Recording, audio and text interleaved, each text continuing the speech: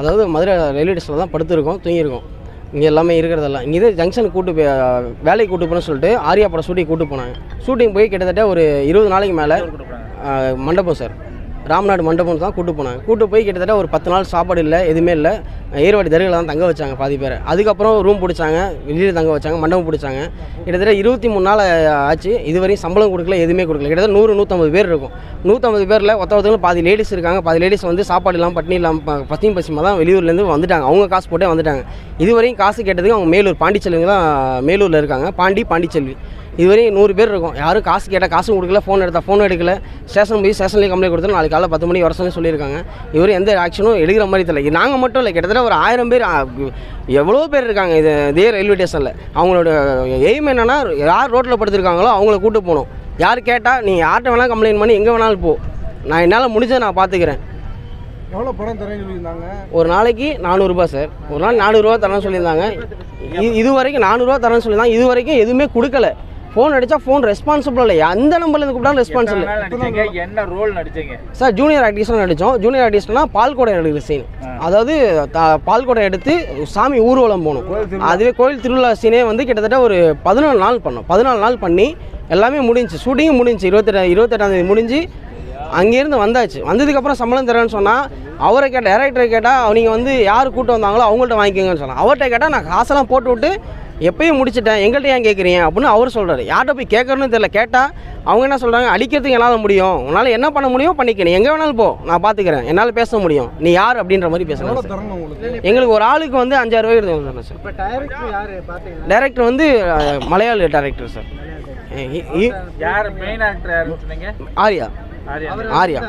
ஆர்யா வந்திருந்தார். போஸ் வந்திருந்தார். போஸ் பண்ணியே சொல்லியிருக்காங்க, அவரும் வந்திருந்தார். அப்புறம் வருத்தப்படாத வாலிப பசங்கள் நடிச்சிருந்தார் இல்லையா, கிருதி சுரேஷ் சார் அப்பாவும் நடிச்சிருந்தார், அவர் இருந்தார். இன்னும் ஜூனியர் ஆர்டிஸ்ட் நிறைய இருந்தாங்க. அவங்கள்ட்ட எதுவுமே நாங்கள் சொல்ல சார். அவருக்கு அது அந்த எந்த விஷயம் அவருக்கு தெரியாது. சாப்பாட்டுக்கு வந்து காலைல 50 ரூபா தரேன்னு சொல்லுவாங்க, மதியம் 70 ரூபா தரேன்னு சொல்லுவாங்க. ஆனால் ஒரு டைம் கேட்டால் வராது. இன்னும் கூட்டு போகிற ஏஜென்ட் தான் ரெஸ்பான்சிபிலிட்டி பண்ணுமே தவிர, அவங்க கேட்டால் எனக்கு மேலேருந்து வரல, காசு வரல, அதனால் என்னை அனுப்ப முடியல, தர முடியலன்னு தான் சொல்லுவாங்க தவிர, பாதி நாள் பட்னியாக கிடந்தது தான். காலையில் சாப்பிட மாட்டோம், மதியம் சாப்பிடுவோம், நைட்டு 10 மணிக்கு யூனிட்லேயும் சாப்பாடு போட்டால் தான். அவங்க சாப்பாடு கேட்டால் சென்னை ஏஜென்ட்டுக்கு ஒரு சாப்பாடு, ஆர்டிஸ்ட்டுக்கு ஒரு சாப்பாடு, எங்களுக்கு வந்து கேவலமான சாப்பாடு. உப்பு இருக்காது, ஒயிட் ரைஸ் அதுவும் உப்பு எதுவுமே இருக்காது சார். அதாவது நாய்க்கு போகிற சாப்பாடை எங்களுக்கு போடுவாங்க. அந்த சாப்பாடை தான் நாங்கள் சாப்பிட்டோம். கேட்டால் எல்லாமே படத்தில் மட்டும்தான் வந்து நாங்கள் எல்லாமே எல்லா மக்களுக்குமே என்ன சார் எல்லா மக்களுக்குமே பண்ணுறோன்னு சொல்லி பேசுவாங்களே தவிர, படத்தில் தான் அது வந்து ஹியூமனிட்டி, அதாவது மனிதத்தன்மை அந்த இதுவுமே கிடையாது. ஒரு ஹைஜீனிக் சாப்பாடு கிடையாது. ஹைஜீனிக்காக எதுவுமே ஒரு ஃபஸ்ட் எய்ட் கேட்டு எங்களுக்கு வாய் திறக்க முடியல சார். ஒரு வாரம் கண்ணில் அடி, ஹீட் ஆகிடுச்சு. ஆம்புலன்ஸ் இன்றைக்கி தான் ஆம்புலன்ஸில் அமிர்த உறுதின்னு சொல்கிறாங்க. ஒரு டேப்லெட் கேட்டால் கூட நான் வந்து டேரக்டர் சொல்லணும், அசிஸ்டன்ட் டேரக்டர் சொல்லணும். ஆர்யா சார் கேட்டால் அவருக்கு மட்டும் என்ன எல்லா விதமான ஃபெசிலிட்டியும் நடக்குதாங்க தவிர, ஒரு ஜூனியர் ஆர்டிஸ்ட்டு அதே இடத்துல பாம்பு கடிச்சிருச்சு. ஒருத்தருக்கு பாம்பு கடிச்ச வர தூக்கிட்டு போகிறதுக்கு அவங்க என்ன ஆச்சு ஏதாச்சுன்னு தெரில. மாடு ஜல்லிக்கட்டு மாதிரி அதாவது ஓடணும். நாங்கள் அது 10, 20, 50, 70 மாடு இருக்குது. 70 மாடு நடுவில் நாங்கள் ஓடணும். அந்த மாடு எங்களுக்கு ஓடின ஒரு 4-5 பேருக்கு காலில் ஏறி ரத்தம் வந்துருச்சு. கேட்டால் நீங்கள் ஸ்ட்ரைட்டாக ஹாஸ்பிட்டலுக்கு போங்க, அங்கே நாங்கள் சொல்லிட்டோம், அவ்வளோதான், முடிஞ்சு போச்சு சார். 10 நாள் எங்களால் நடக்க முடியல அப்படின்னு சொல்கிறதுக்கு ஒரு ஹாஸ்பிட்டலுக்கு போனோம் அப்படின்னா அதுக்கான முதலுதவியோ பணமோ எதுவுமே இதுவரையும் எங்களுக்கு கொடுக்கல. இதுலேயே பாதி பேர் மாடு உளுந்து முட்டி காயம் ஏற்பட்டவங்களாம் நிறைய பேர் இருக்காங்க. அதில் நிறைய பேர் இப்போதைக்கு எவ்வளோ பேர் இருந்தாங்க, இப்போ தான் போனாங்க. மதுரை ரயில்வே ஸ்டேஷன் வந்து எத்தனை பேர் போனீங்க? மதுரை ரயில்வே ஸ்டேஷன் 106 பேர் போனோம் சார். 106 பேரில் 50 பேர் வந்து ஜென்ஸும், 58 பேர் ஜென்ஸும், 46 லேடிஸும். இதில் வந்து முதியோர்களையும் வந்து 30 பேர் இருந்தாங்க. அவங்க வந்து இருந்தாங்க. அவங்களும் சாப்பாடு காசு கொடுக்கல.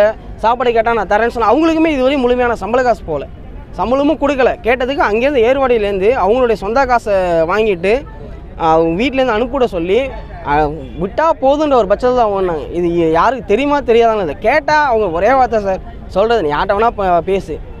இதில் மெயின் ஏஜென்ட் மைக்கேல் தான் மெயின் ஏஜென்ட். அவருக்கு மதுரை தான் மெயின் ஏஜென்ட் மைக்கேல். இவங்க சப் ஏஜெண்டாக இருக்காங்களா என்னன்னு எனக்கு தெரியாது. யாரை கேட்டாலும் டைரெக்டாக அதாவது ஒரு ஆள் மேலே 300 ரூபா கமிஷனும் எடுத்துக்கிறாங்க. எல்லாம் எடுத்துக்கிட்டு எங்களையும் கொத்தடி மாதிரி, இது வந்து கொத்தடி தன்மை மாதிரி இருக்குது சார். செய்திகளை உடனுக்குடனும் துல்லியமாகவும் தெரிந்து கொள்ள சப்ஸ்கிரைப் பண்ணுங்க.